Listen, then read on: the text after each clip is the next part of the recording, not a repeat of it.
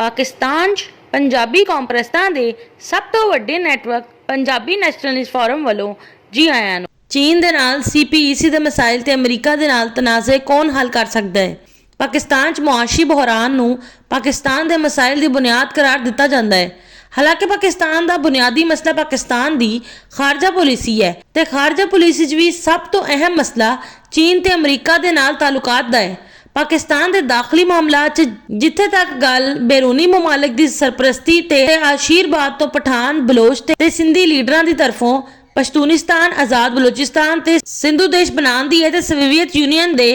1991 च खात्मे के बाद हुण रूस तो बहरे हिंद तक पहुंचने के लिए पश्तूनिस्तान आज़ाद बलोचिस्तान सिंधु देश की तहरीक चलाने वालियां दी सरपरस्ती नहीं करेगा, जबकि माजी च सोवियत यूनियन की सरपरस्ती ते भारत की आशीर्वाद के बावजूद ना पठान गफ्फार खान ते अब्दुल समद अचकजई पश्तूनिस्तान बना सके, ना बलोच खैर बख्श मरी ते अताउल्ला आज़ाद बलोचिस्तान बना सके, ना अरबी निजात सिंधी GM सईद सिंधु देश बना सकिया। ते फिर हुण सिर्फ कला भारत ही आशीर्वाद ते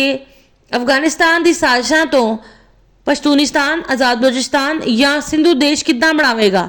लिहाजा पाकिस्तान की खारजा पॉलिसी च पाकिस्तान का अहम मसला यह नहीं है कि पश्तूनिस्तान आज़ाद बलोचिस्तान या सिंधु देश की साजिशां करने वालियां दे नाल की सलूक किया जाए, बल्कि पाकिस्तान की बुनियादी मसला यह है कि चीन दे नाल CPEC के मसाइल ते अमरीका दे नाल CPEC के तनाज़े की वजह तो ताल्लुकात किद्दां बरकरार रखे जान। चीन ते अमरीका दे नाल ताल्लुकात का मसला सिंधी कौम का पॉपुलर लीडर, पठान कौम का पॉपुलर लीडर या बलोच कौम का पॉपुलर लीडर पाकिस्तान का वजीर आजम बन के हल नहीं कर सकता, जबकि चीन CPEC के मसाइल ते अमरीका CPEC के तनाज़े ते पाकिस्तान के सिंधी पठान या बलोच वजीर आजम के नाल किसी तरह का मुआहदा नहीं करेगा, क्योंकि चीन के CPEC के मसाइल ते पाकिस्तान के सिंधी पठान या बलोच वजीर आजम के नाल किसी तरह का मुआहदा करने की सूरत पंजाबी कौम का पॉपुलर लीडर अमरीका की तरफों कश्मीर ते खालिस्तान नूं भारत के कब्जे तो आज़ाद करवा के पंजाब नूं देण दे इवज चीन की तरफों किए गए मुआहदे की मुखालफत कर सकता है। अमरीका के CPEC के तनाज़े ते पाकिस्तान के सिंधी पठान या बलोच वजीर आज़म दे नाल किसी तरह का मुआहदा करने की सूरत च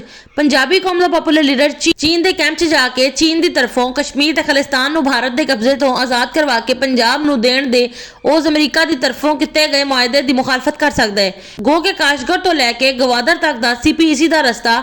पठाना ते बलोचा के इलाके तो गुजरता है, लेकिन इस बावजूद चीन के नाल CPEC के मसाइल ते अमरीका के नाल CPEC के तनाज़े पाकिस्तान की 60% आबादी पंजाबी कौम का पॉपुलर लीडर ही हल कर सकता है, जबकि चीन भी CPEC के मसाइल ते अमरीका भी CPEC के तनाज़े पाकिस्तान की 60% आबादी पंजाबी कौम के पॉपुलर लीडर के नाल ही हल करने का मुआहदा करेगा।